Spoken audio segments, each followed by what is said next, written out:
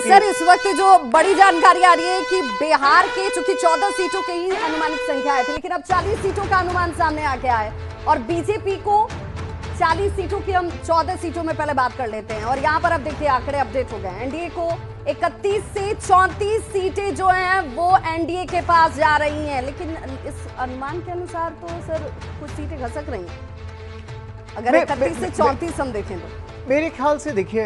Last time Bihar में जो है कंप्लीट डोमिनेंस था, 40 में से 39 सीटें जो है वह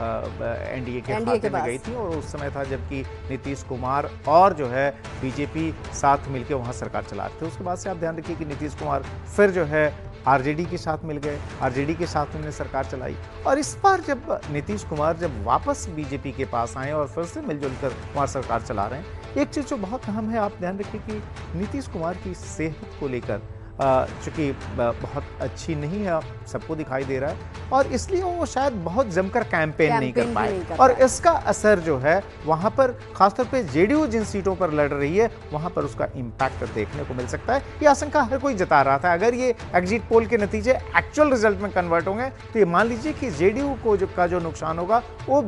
एनडीए की ओवरऑल टैली पर असर करेगा। बिल्कुल, यानी कि जो सीटें अगर एनडीए लूज भी करता है तो वो सीटें जेडीयू की सीटें होंगी और इस वजह से उसके पीछे का एक बड़ा फैक्टर जो होगा वो नीतीश कुमार का बहुत एग्रेसिव होकर कैंपेन। अब देखिए इस बार के चुनाव जो है उनकी जो कैंपेनिंग थी उतनी एग्रेसिव थी नहीं, जिस अपनी शार्प स्टाइल के लिए नीतीश कुमार जाने जाते हैं वो इस बार दिखाई नहीं दे रहा था। तो इसलिए ये आशंका जताई जा रही थी कि शायद जेडीयू जिन सीटों पे लड़ रही है वहां पर कुछ सीटें जो है वो लूज कर सकती है और इसकी वजह से ओवरऑल जो एनडीए की टैली है वो थोड़ी नीचे आ सकती है। थोड़ा ये भी फैक्टर कहीं इसमें तो नहीं जुड़ जाता है सर कि भाई नीतीश कुमार किधर होंगे, क्योंकि जब पब्लिक के बीच जाते तो पब्लिक के करीब हम कंफ्यूज हो गए हैं, कार्यकर्ता कहते हैं हम कंफ्यूज हो गए हैं, क्या पता इधर या कब उधर, ये वाली स्थिति तो नहीं थी। देखिए राजनीति जो है अनिश्चितताओं का खेल है, यहाँ पर कोई परमानेंट दोस्त और परमानेंट दुश्मन नहीं होता। मुझे लगता है कि जिन नीतीश कुमार का आपने एग्जाम्पल दिया उससे भी ये प्रूफ होता है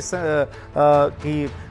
अलाइनमेंट कभी भी हो सकती है, कहीं भी हो सकती हैं। तो मुझे लगता है कोई कंफ्यूजन रहा होगा, लेकिन उससे भी ज्यादा मुझे ये लगता है कि नीतीश कुमार शायद उस एग्रेशन के साथ इस बार कैंपेन नहीं कर पाए जिस एग्रेशन के लिए वो जाने जाते हैं और मुझे लगता है कि शायद ये एक इंपॉर्टेंट फैक्टर रहा होगा। सर देखिए एक और स्टेट बिहार का पड़ोसी राज्य